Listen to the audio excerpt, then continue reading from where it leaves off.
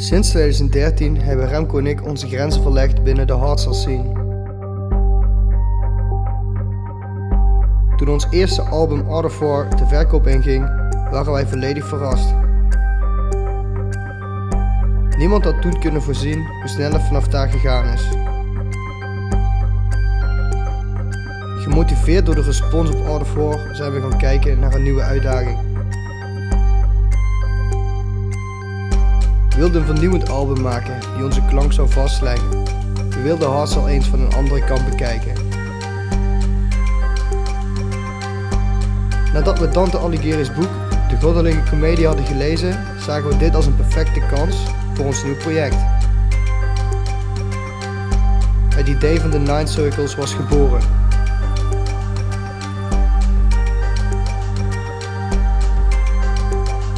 Sinds 2013 zijn we ook enorm gegroeid. Warface is enorm gegroeid. Niet alleen muzikaal gezien, maar ook als personen. We wilden het deze keer iets anders doen. Niet gebonden tot een bepaald patroon of stramien.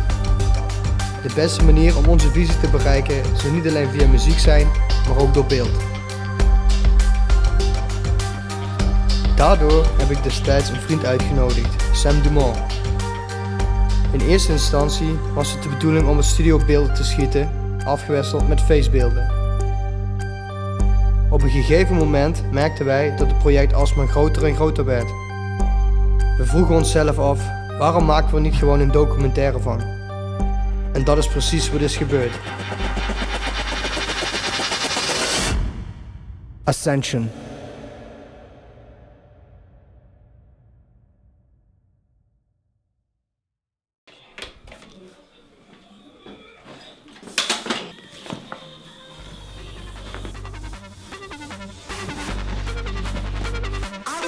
To follow those rules that society is set up and the way that they control people with low self-esteem. Cowards try to hate me, but they keep recognizing.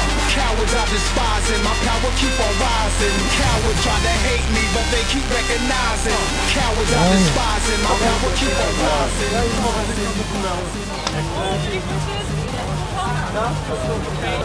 Ik heb helemaal niks bij, alleen hangout. Ik denk dat hier even achterdrop. Ja, ik en dan naar de bus.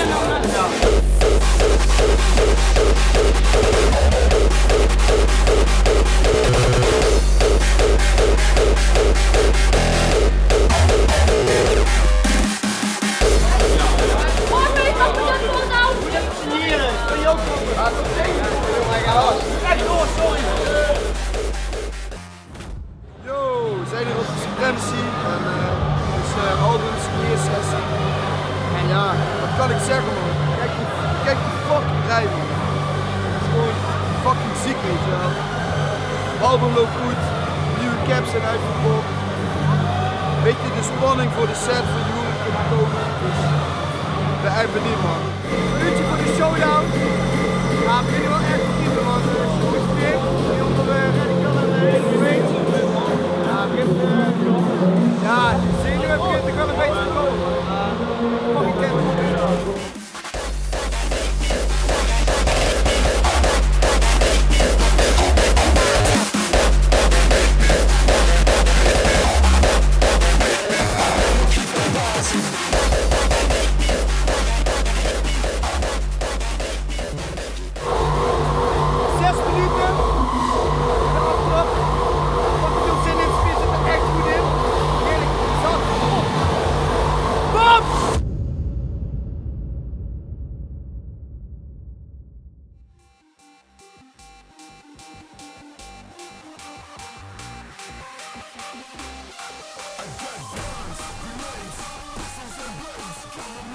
Guys, we staan hier op Art of War, 3 januari 2015. Ik heb die fucking lang naar uitgekeken. Ik ga die fucking tent rocken. Yeah!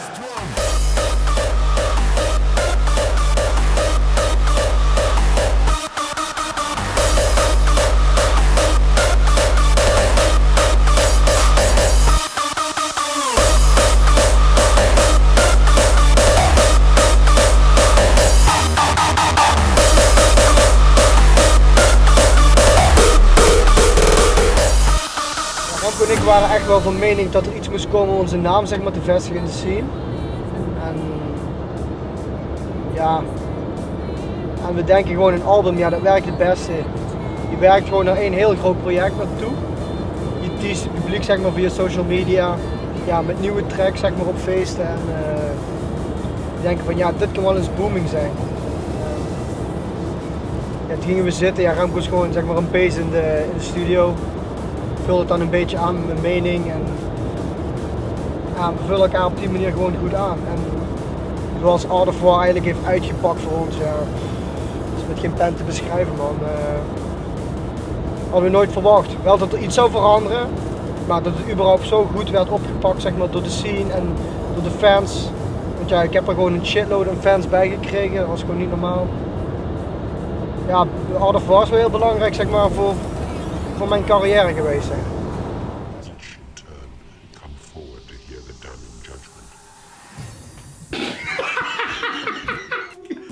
Toen zeg ik het, dat is een ander nummer.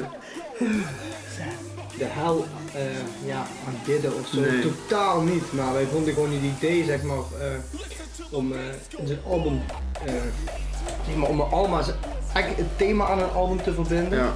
En dan ook gewoon het hele album zeg maar, ja, dat elke track gewoon met het album echt iets te maken had. Dat het echt gewoon een verhaal is. Dat je, gewoon, je moet bijvoorbeeld gewoon track 1 luisteren voordat je naar 2, 3, 4, 5, 6, 7, 8 of 9 kan. Ja. Weet je, dat was eigenlijk nog nooit, ja, dat is eigenlijk nog nooit gedaan. Nee, je zou denken als het, ja, ze noemen het een conceptalbum. Het is niet zeg maar dat je, hoe zeg je dat de tracks daardoor vaak worden, dat het heel verhalend is, maar het is wel inderdaad, je hebt de cirkels en elke cirkel representeert zeg maar een soort vorm van zonde, laat ik het zo zeggen. En ik denk dat elke track is op zichzelf wel gewoon dansvloer, want dat vinden we heel belangrijk, dat wel gewoon, dat Yuri het gewoon wel kan draaien. Maar wel met een boodschap. Zeg. Ja, wel met een boodschap. Gewoon elke echt, track zit gewoon een boodschap. elke track zit gewoon een boodschap en ja, ik denk dat het gewoon een perfecte format is. En ja, het is niet dat de Warface sound ineens softer of anders is. Het is gewoon een andere kijk op hoe wij hardstyle beleven.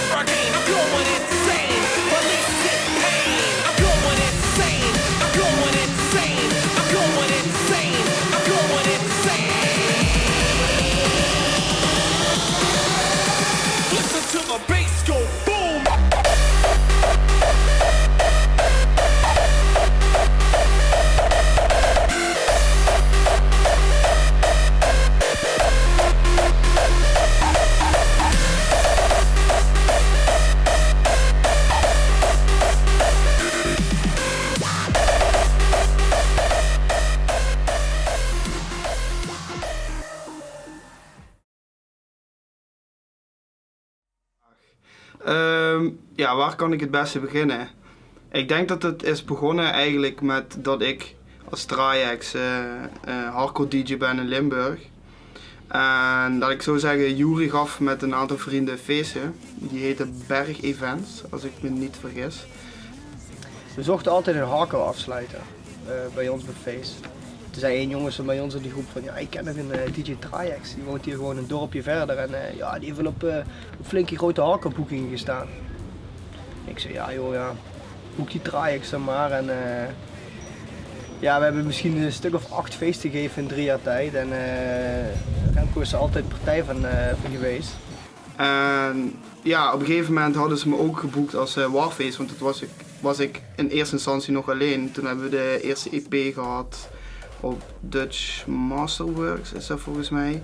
En ja, toen vroegen hun van, ja, kun je eens een Warface set doen? En heb ik meteen ja gezegd, omdat het natuurlijk wel een mooi opstapje is om daar te beginnen. En het grappige was dat Yuri stond volgens mij die dag ook nog als Zero Awareness. En ik weet nog, ik moest voor hem draaien. Ik was een beetje de line-up opvuller. Want ja, ik had natuurlijk geen dikke budget om alleen maar dikke namen neer te zetten die hele avond. En toen stond ik voor Remco ingepland en ik weet nog dat hij naar me toe kwam na mijn set en toen zei hij van ja joh, wat jij allemaal draaide joh, ik durfde uit de 12, 13 tracks die jij draaide, die wilde ik ook in mijn set doen. Ja, en toen had ik zoiets van, ja, dat is wel eigenlijk best wel apart dat ik iemand vind die gewoon dezelfde muzieksmaak heeft. En ja, ik heb toen eventjes erover na zitten denken en toen heb ik gevraagd aan Juri van, ja, heb je zin om gewoon met Waffis bij mij erbij te komen, dat we samen een DJ-duo vormen. En ja, daar heeft hij gewoon ja op gezegd, want ik vond sowieso dat hij, ja, een bepaalde energie, dat zat er toch al toen in, zeg maar, bepaalde energie had hij on stage en ja, ik vond het gewoon echt, ja, ik vond het gewoon echt perfect passen. En ja, zodoende heb ik Juri eigenlijk erbij gevraagd en ben ik hem ook beter leren kennen, uitgenodigd in de studio bij mij in Sibbe. En kwam hij ook al vrij gauw ook al met eigen ideeën aandragen voor tracks en is eigenlijk de Warface sound zo een beetje gaan groeien en meer ontstaan zoals wat het nu is.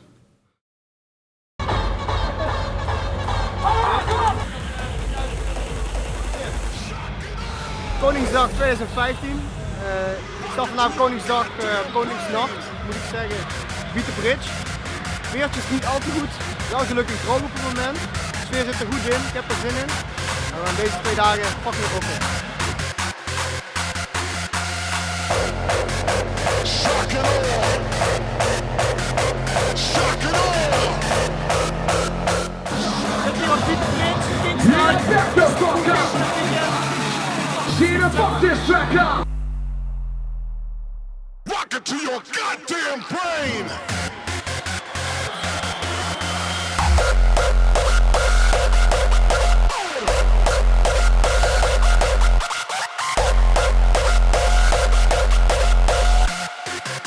Net Beat the Bridge Kings Night gehad, fucking ziek. Ging helemaal naar de kloten daar. Ja, nu op weg naar Zwolle. King Dance, token er even afsluiten. Maar ik moet een beetje gas gaan geven, want het komen we te laat.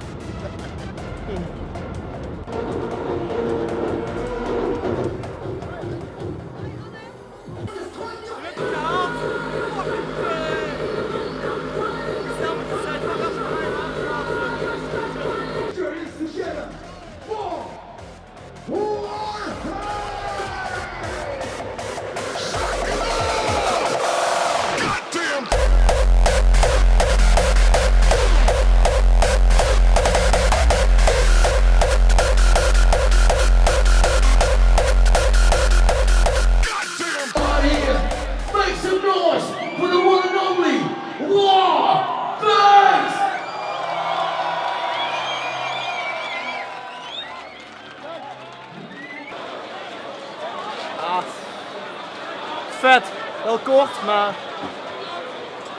kan niet tegen de gemeente opboksen. Fucking stressen, maar gelukkig op tijd gekomen, dus mensen waren blij. On to the next tomorrow. Sad boy, she can be good. We can be good. Kings Day dag 2. Lekker vroeg uit de weer. Wow, wat op. We zijn nu onderweg naar Beat the Bridge. Daarna door naar Super Size. En daarna afsluiten met de grote titaan op Hardfest.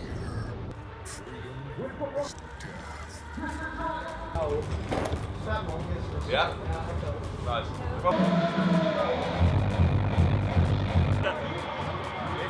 Warface?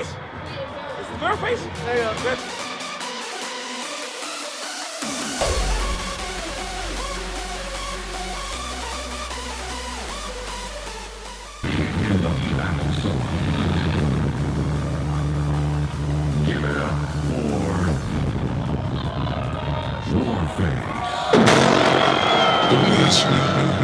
Beat the bridge! Ask yourself. Have it in your face of what?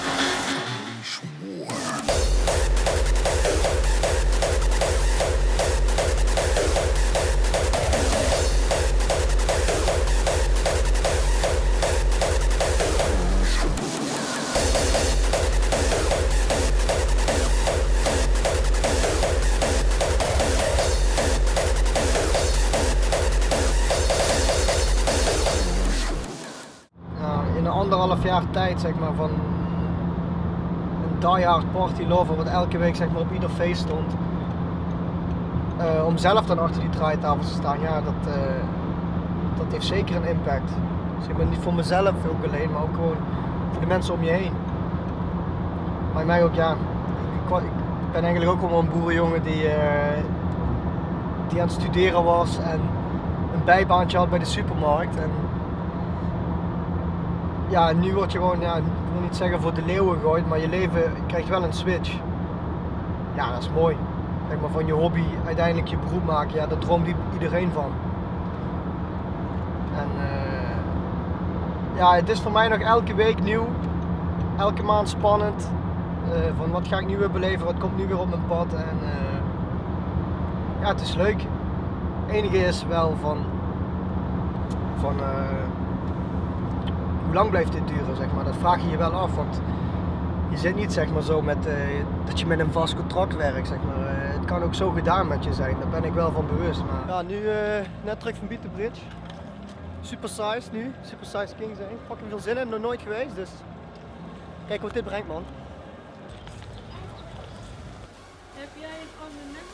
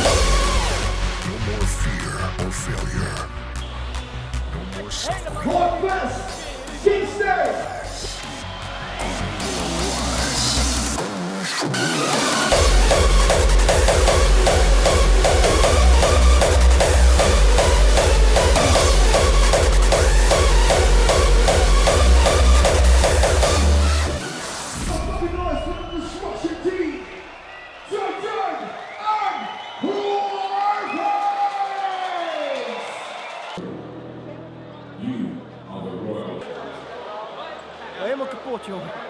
Hey, die gast, die bakt er echt niks van, hè? Pannenkoeken, aardappelen, eieren, kan hij gewoon niet bakken. Maar plaatjes, daar is hij de beste in. Hoi, ik ben Peter. Terug naar huis. Ik ben helemaal naar de tering. Kingzee was fucking dik. Ja, virus en moek. Nee, alleen moek. Nee, eerste stukje virus, main lead, moek. Nee, doe gewoon eens moek, man. Dat is niet echt heel veel algebruik. Nou.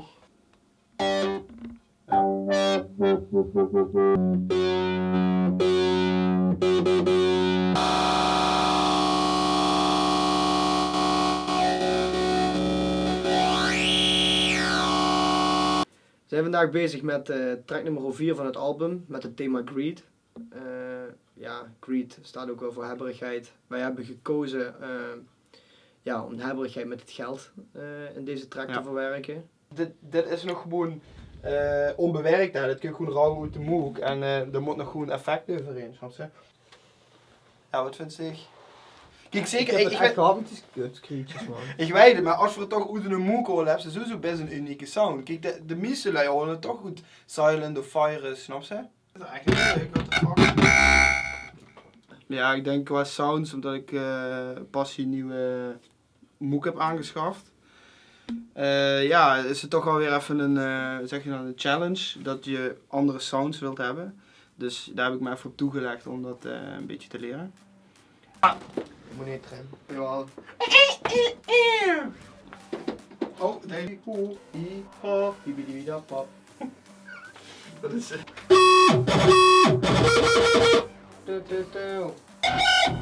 Ja, zeker, dat is vet, maar ja. Daar hebben we eigenlijk gewoon wel een aparte sound in gekregen. Dat vinden we allebei belangrijk, denk ik. Ja.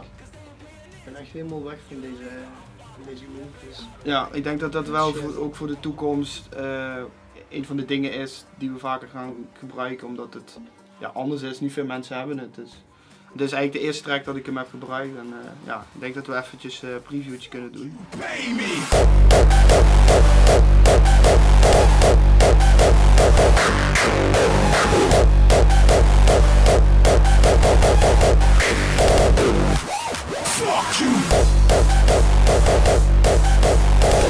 Altijd zo'n leuke fotoshoot, zeg maar, zonder het management erbij zit, dan blijf je heen en weer wat chappen en dat is weer niet goed en weer niet goed.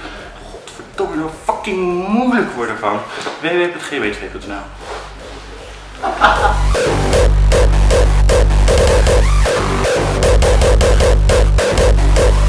Ik had het met Joey al gehad, dat was eind 2014 volgens mij, had hij toen het idee om het over te hebben. En toen had hij al een klein beetje idee gegeven door de duivels en cirkels en dat. En ja, dat was super vet om te doen, want ik persoonlijk vind het de donkere kant van het ontwerpen sowieso het leukste om te doen. Omdat daar eigenlijk alles in mogelijk is. Je kan het zo gek maken als je wil en alles kan eigenlijk wel.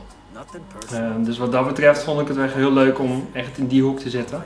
En het is eigenlijk heel voor de hand liggend om dat in de dance te doen. Maar dit is dan tot net wel even een tandje serieuzer wat dat betreft. Het gaat echt wel toe naar dingen die gewoon echt bestaan, zoals hekserij, octogram en duivel aanbidden en dat soort dingen. Dus dat vond ik echt super vet om te doen. The first contact with Warface was it was years ago actually. We've got a bit of a history because Warface was they started on as far as I know Dutch Masterworks, and from there they were looking for a new label and they came to Spoontech Records, which I'm a part of. And me and Vizard, who run the label, were like, hell yeah, Warface has got a really cool sound, really distinct, and we started talking from there. So with both Remco and Yuri, talking mostly online to start off with, and then I think I met them for the first time. It might have been when I was over in 2012 for Loudness, I think it was. That's when we met in person. So, we were talking a lot before then about the releases on Spoontech and the future and things like that. And and it just went from there. Since then, we've actually become good friends, and I think we've made good relationships from them, even though they left Spoontech Records. They're still really good friends of mine and good colleagues. So that's where it all started. Ja, ik ken Remco natuurlijk van de hardcore scene. Ik heb wat projecten met hem samen gedaan. Hij was natuurlijk zelf al een tijd actief. Daarnaast had hij side project Warface. Stond toen nog echt in de kinderschoenen. Volgens mij was die raw scene ook echt nog een beetje in de opkomsten. Ja, uiteindelijk raakte we een keer in gesprek. Heb ik hem wat adviezen gegeven, in contact gebracht met de juiste mensen. Tegen die mensen ook gezegd van luister deze stijl. Het is echt fris, weet je, echt nieuw, origineel. Ja, kijk, nu is het gewoon booming. Ja, Yuri kende ik nog niet. Ja, die heb ik later leren kennen. Ja, super positieve, toffe gozer, weet je. Energiek, dedicated. Ja, die twee samen hebben gewoon echt een goede klik. Goede muziek. Ja, alles bij elkaar, weet je. Met respect, man. Vet. Nou, we zijn vandaag bij Moon Studios in Maasbracht. We werken op de Nine Circles album met ook artiesten buiten de hardstyle scene om. Zoals met een gitarist, die gaan we zo meteen mee opnemen. We hebben zojuist zang opgenomen. Ja, we waren wel van mening zeg maar, dat een professionele opnamestudio wat meer toevoegt. En ik denk ook wel dat je dat uiteindelijk gaat horen aan de productie zelf. Believe is an enemy. You hate to be an addict and suffer make you see. A pain can kill but it is not whom I will be. De magnetron. U gaat door voor de magnetron. Prijzenslag. Oh, even stoppen. Ja, we willen eigenlijk iets aparts gaan doen en we willen het eigenlijk op de gitaar doen. En eigenlijk willen we een beetje kijken van wat er precies gaat uitkomen, want het is toch wel apart en anders zeg maar qua frequentiebereik en een opnametechniek. Dus laten we even kijken wat we eruit kunnen halen.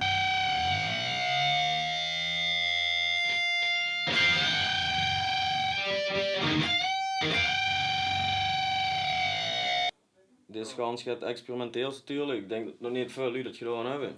Nou, Sowieso een hardstyle, man. In de hardstyle ligt natuurlijk de laatste wie de luurtje oppikken natuurlijk dadelijk. Echt ballen. Step aside! Don't get in my way! Maar ja, wat vond je ervan? Ja, ruig om te doen. Totaal anders dan wat ik gewend ben. Ja. Omdat het gewoon totaal andere muziek is wat ik gewend ben. Ja, precies. Maar het heeft wel dezelfde feel van agressie en emotie deel. Ja.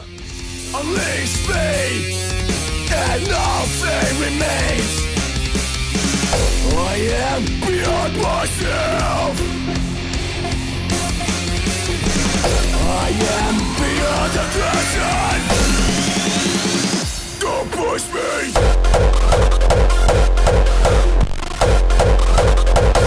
Aggression. I am beyond aggression. Fucking right in the pussy! Fucking right in the pussy! Fucking right in the pussy! Oké, we staan nu op Unleash Outdoor, hosted bij Digital Punk. We gaan nu even het publiek in naar Hidde Knijman. Die gast heeft een shirtje van mij gewonnen met de winactie. Dat is een van de dedicated fans wat ik ken, dus kom naar hem toe. Ik ben ook weer blij met hem, man. Ja, het is echt man. Hey jongen!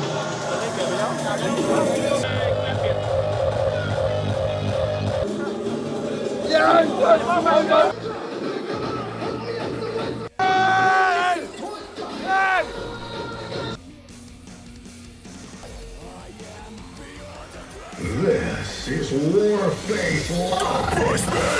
I am beyond aggression. I am beyond aggression. I am beyond aggression. Don't push me. Never push me.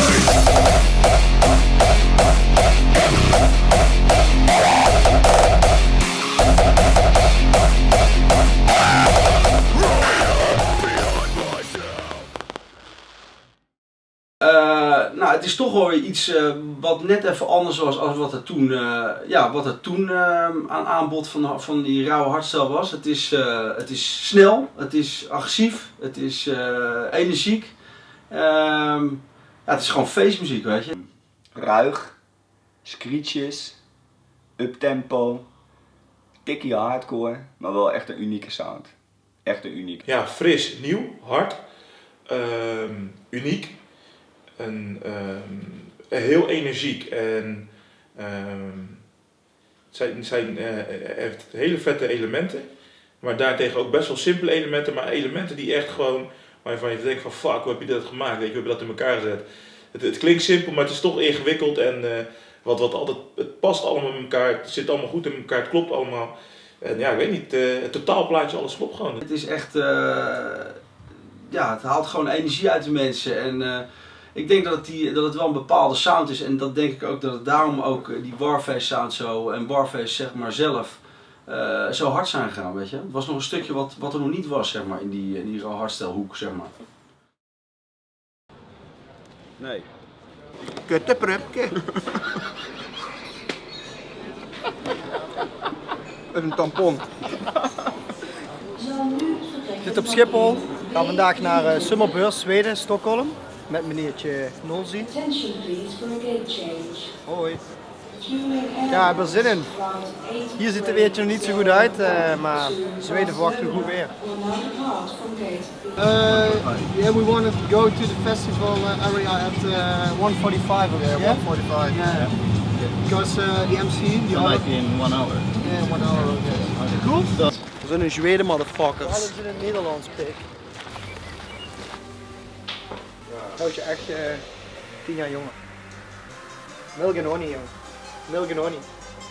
Het zijn ook gebruiken, Ramco. Heerlijk en money. Kan je? Heerlijk en money. Een soort licht als gewoon nu, zo zeg maar dit.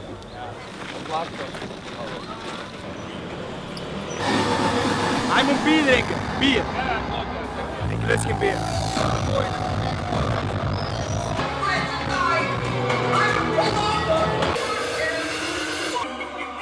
Here's the flag. Watch this. To bring it to your rough. He's about to bring it to your heart.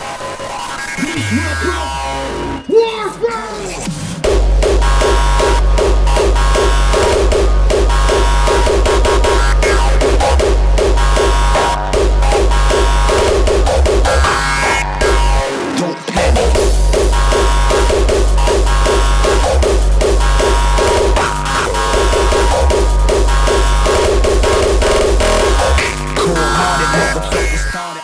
net mijn set klaar op Sumo Burst Festival Zweden, Stockholm.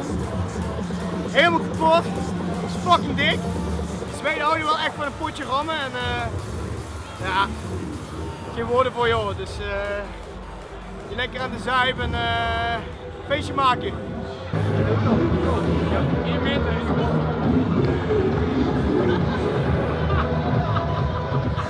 Wat een asshole!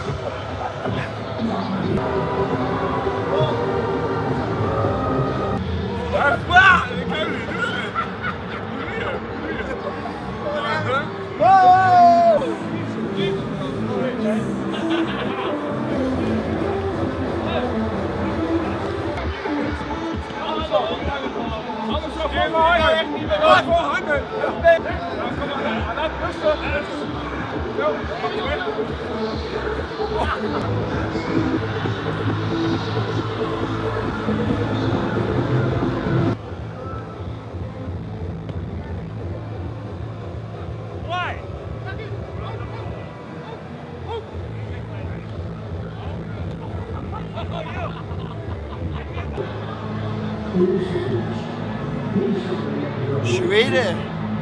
Schram de shit. Juri is een lieve jongen. Het lijkt wel een dating show zo. Nee, het is een lieve jongen, aardige jongen, down to earth. Ja, heel vaak heb je jongens die dan, of heel vaak, ik bedoel, er zijn ook gevallen van jongens die dan, weet je wel, nieuw zijn in de scene als het ware. En weet je wel, die gedragen zich dan, weet je wel, al helemaal van, oh moet je eens kijken, ik heb al platen uitgebracht en zo, weet je wel. En ik ben meer van mening van, ja, ik vind het fijner als iemand gewoon lekker gewoon zichzelf is. En ja, Juri die is zeker zichzelf. En ik denk juist daardoor kan je ook heel ver komen, om gewoon lekker jezelf te zijn. En daardoor vinden mensen het ook leuker om met jou op de foto te gaan, of leuker om met jou een praatje te maken, of noem maar op allemaal. Dus ik denk dat daarom, ja, Juri, je bent top. Goeie gast. Ja, wat ik wel heel erg leuk vind aan hem, ja, op de evenementen zie je natuurlijk als de kleine Limburger die overal even tussendoor huppelt. Heel rustig vind ik hem. Ik bedoel, ik vind Juri wel vrij rustig van aard eigenlijk. Maar het allerleukste is dat alles is nog nieuw voor hem, weet je wel. Ik bedoel, dat zal waarschijnlijk over een half jaar, een jaar, misschien 2 jaar wel anders zijn. Maar alle dingen die hij nu nog meemaakt, de nieuwe locaties, of het nou een discotheek hier in de buurt is, of een Ziggo Dome, of zelfs een Gelderdoom. Toen ik hem daarvoor belde ook dat hij geboekt was voor Hardbase. En die reactie die hij had, de dankbaarheid en de blijdschap. Dat zullen vast nog meer artiesten hebben hoor, maar het leuke is gewoon, hij is natuurlijk nog zo jong in zijn artiestencarrière, is dat bij alles is hij nog gewoon heel erg dankbaar. En die dankbaarheid en de blijdschap voor nieuwe gigs, nieuwe uitdagingen, dat zie ik hem wel heel erg. Dat vind ik leuk om mee te maken. Dat vind ik ook het leuke om met hem samen te werken. Ja, in korte tijd echt gewoon een nieuwe maat bij in de scene toch ook. En ik zie hem eigenlijk wel een beetje als mijn kleine broertje. Met die schizofrenics en zo. Ja, we hebben ze altijd van support. Hij verdient het ook. Hij is gewoon een goede jongen. En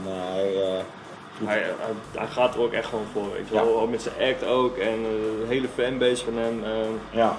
netjes. Ja, het hele Warface paardje klopt gewoon, weet je wel. Ja. Ze hebben gewoon een supergoed product neergezet. Ja, hij blijft lekker zichzelf en dat is heel erg belangrijk. En ja, ik hoop dat je nog lang meegaat. Ja, op het moment ga ik wel vrij goed ermee om. Ik zit natuurlijk echt wel in een hectische periode op het moment. Kijk, Decibels CD had ik de eer om het dit jaar te mixen. Tuurlijk het album Nine Circles, daar zit nu echt gewoon de full focus voor 100% op. Ja, daar zijn ook allemaal deadlines voor en dan heb ik het niet alleen maar over productiegebied, maar ook gewoon qua performen. Kijk, ik doe momenteel gewoon tussen de 1 en de 3 boekingen in een weekend gewoon ergens op tijd komen, want dat gaat gewoon vaker. Het is bijna soms onmogelijk om ergens op tijd te komen als je dus nog 3 hebt op een dag. Maar je doet er wel je best voor om op tijd te komen en ja, dat brengt ook wel een bepaalde druk met zich mee, want ja, het is gewoon draaien, weggaan, nieuwe locatie draaien en steeds wel proberen die energie te geven. Want ik ben wel van mening, kijk, mensen boeken Warface en ik wil wel gewoon op elk evenement gewoon evenveel mijn energie erin duwen dan wat ik op een ander evenement doe. Ja, en dat is wel pittig, weet je, want als ik het gewoon met mensen zeg maar van hier uit de omgeving wel eens erover heb, ja, die zien het totaalplaatje niet, hè. Die denken gewoon van, oh ja, weekendje een beetje plaatjes draaien, door de week een beetje op je krent liggen en in bed een beetje slapen, ja. Het is moeilijk om die mensen uit te leggen dat er wel meer bij komt kijken en ja, dat brengt wel een druk met zich mee. Ja, Brussel Airport. Vandaag naar Madrid voor A Summer Story. Ja, volgens mij een nieuw festival, wel super groot. Zal onder andere ook met de Tweakers, Bass Modulators, Evil Activities, dus ja, en de line-up ligt er niet. Even kijken waar we heen moeten.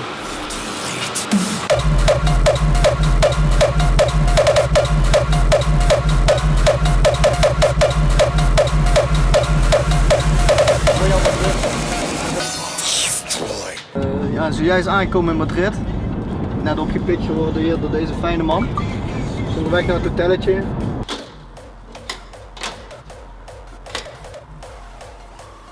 Oh, dat is verkeerd. Als deze man nog gelopen, dan wordt er al een goed feestje. Hè? It's a good party, right? That's Summer Story, yeah? Yeah, yeah.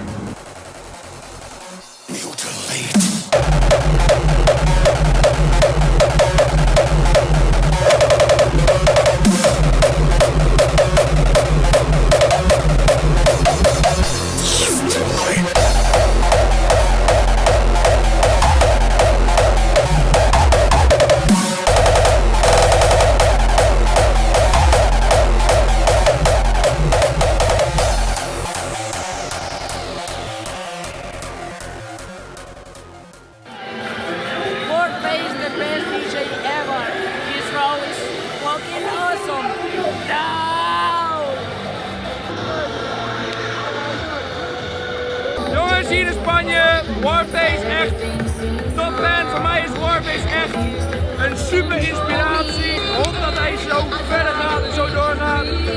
En het is echt super top. Warface, you are the best, man. You are the boss. Our son. Supremacy, I coming, it's for you, man. Supremacy, destroy the stage. Warface Soldier, man. Ik heb altijd zoiets gehad van, toen ik oude hardstyle luisterde, ik had gewoon meer to the point, weet je, de muziek moest meer to the point zijn voor mij. Ik hou sowieso, ik wil niet zeggen blij of euforisch. Ik vind zeg maar bepaalde artiesten maken echt super vette tracks, gewoon afmix, melodie, super mooi. Maar persoonlijk voel ik daar niet altijd iets bij. Ik ben meer opgegroeid met die echte, ook toen al rauwere klank, meer ja, gewoon to the point. En ja, ik had gewoon voor Warface iets van, dat wil ik eigenlijk een beetje terugbrengen. En eigenlijk heeft Hardstyle me weer gegrepen in 2009. Ik denk met B-Front Magic en met Crypsis en Crypsis zijn dingetjes. En toen had ik zoiets van, ja, dit is echt wat dit vind ik echt weer vet, weet je wel. Er zit weer een andere inslag in, ietsjes duister, ietsjes serieuzer. En ja, dat wil ik sowieso voor Warface ook. Daarnaast heb ik altijd zoiets gehad van, ik vind dat er meer boodschap in muziek moet zijn, vind ik persoonlijk. Kijk, zeker Put Your Hands Up High en dat soort shit is zeker leuk. Af en toe moet dat er ook zijn. Dus ik ben er ook niet vies van, maar ik vind het mooier als je gewoon een bepaalde boodschap in een nummer legt. Gecombineerd met vette atmosfeer en ja, gewoon echt dat juist overbrengen. En gelukkig doet Jury dat ook met volle overgave. En ja, dat is altijd bij Warface, heeft dat altijd wel vanaf release 1 daarin gezeten. Daarnaast, ja, we zijn nu ook op het album The Nine Circles zijn we ook echt bezig met experimenteren om te kijken van welke gebieden in de hardstyle kunnen we nog uitbreiden. We zijn ook gaan werken met een band. En ja, weet je, het zou echt een droom van ons zijn om meer op dat gebied iets te doen live. Zodat mensen ook echt komen voor Warface en precies weten wat ze kunnen verwachten. Dat weten ze op zich nu ook wel, maar nog in een breder spectrum. En als je dat helemaal globaal zou kunnen trekken over de wereld, zou alleen maar fantastisch zijn. Dit en Call of Duty is 9 jaar. Vandaag trailer shoot voor Kraft Festival, voor de Pernod Stage. Ja, je ziet zien, het is een lekker liftje, dus ik ben benieuwd naar het eindresultaat. Dus, Wel dikke shit denk ik. Optelling hier, in de lift. Ja. Hard uit. We zien dat jij in de lift staat en op dat moment komen er allemaal zware gasten om jou heen in de lift staan. Dan snij je weg. Dan komen we later dan weer terug. Dan zijn we totaal op de lift, ongeveer dit. Ja. Dan zien we dat alle gasten helemaal zijn neergeknald. Oké. En jij draait je om en je hebt je masker op. Ja, vette shit. Cool. Dat is het en dan gaat de lift weer dicht. Ja, tof.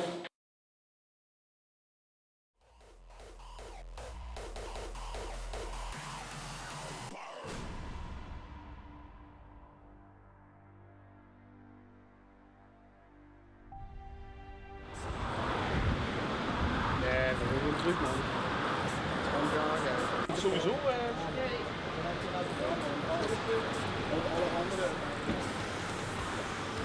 Nou, kracht is afgelast wegens weersomstandigheden. Dus het wordt weer naar huis gaan en even gaan uitvogelen hoe we dat het beste in de markt gaan zetten. Ik denk dat het beste is om ja, tracks maar gewoon te gaan promoten. Sowieso vind ik het ook echt, ja, gewoon echt kut voor Lose Your Mind, de organisatie. Want we steken altijd veel energie in de feesten. En ja, daar kan je niks aan doen, het is gewoon overmacht. Dus jammer maar helaas. Hello guys, this is Warface straight from Australia, Defcon 1 Festival. Fucking great to be here. I'm going direct to Blue in a couple of minutes.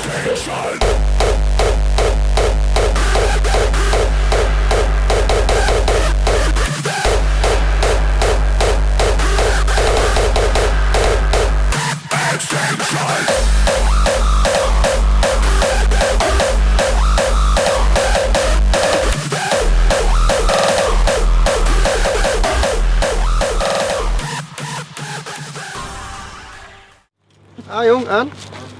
Goed. Theo? Wat doe je er eigenlijk? Wat? Nou, ik zie nog geen is het oké.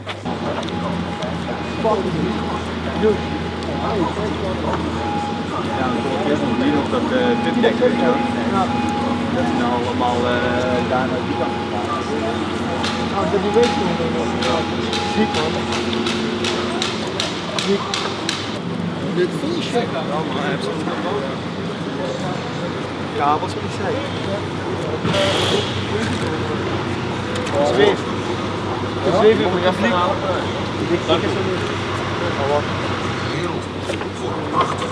De Colbert. Ja, het is niet zo dat ze zo wie de aangesleed. Fucking goed. Ja, je moet er even tussendoor. Ja, we zijn Brabantallen, Supremacy. Het is 1 dag voor de albumrelease en ja, ik ben een beetje speechless. Het is echt groter dan vorig jaar en ik ben echt benieuwd morgen. Ik denk dat het echt hard gaat knallen. En ik hoop ook echt dat ja, weet je, mensen gewoon een vette show zullen vinden. We hebben echt alles uit de kast getrokken. We hebben Erik de zanger is, Michael gitaarspeler, dus ik denk dat het heftige shit gaat worden, man. De zanger wat morgen komt, die kon vanavond echt niet komen. Ah, oké, duidelijk. Er zijn nog eentje erbij. Ja, precies. Maar die laatste deze niet, hè? Nee. Als het kent wel, als het zou kunnen. Wat zeg jij? Voor hier, dat kan hier blijven. Wat de gitaren dan dus? Nee, gewoon de versterker. Oh ja, nee man, zeker.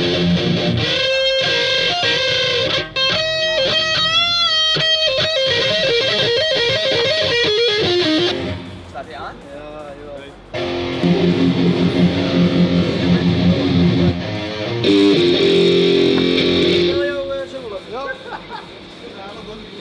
Oh, hoor je. Oh, ik zie niks.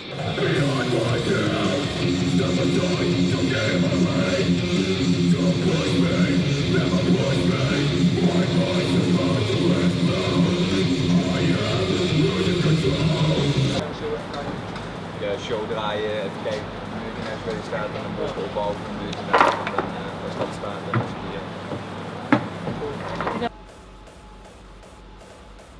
Little Lisa running me, silence got you killed.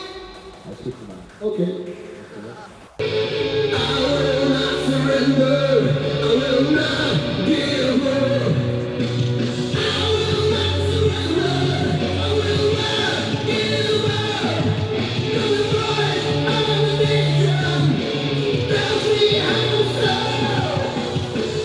Ik denk dat het ja, wel iets speciaals is, toch?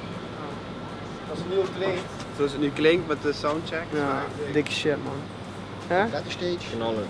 Ja, knallen gek. Knallen als een gek man. Gewoon 13.000 man voor je neus. Baf. Baf. Kick asses. Ja.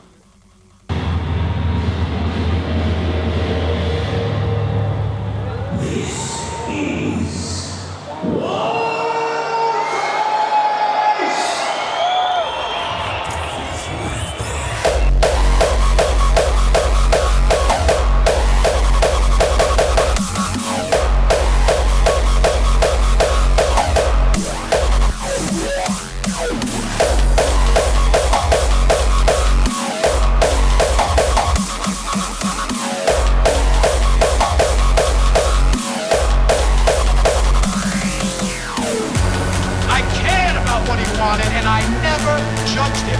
Why? Because I never rejected him. In spite of all his imperfections, I'm a fan of man! Devil's Reaper.